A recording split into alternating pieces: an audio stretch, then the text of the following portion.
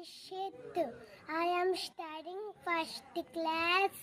నేను పాడేది జాతీయ గీతం ఎవరు రాశారమ్మా అది? రవీంద్ర ఠాగూర్. ఇంకా పాడు జాతీయ గీతం జనగణమన.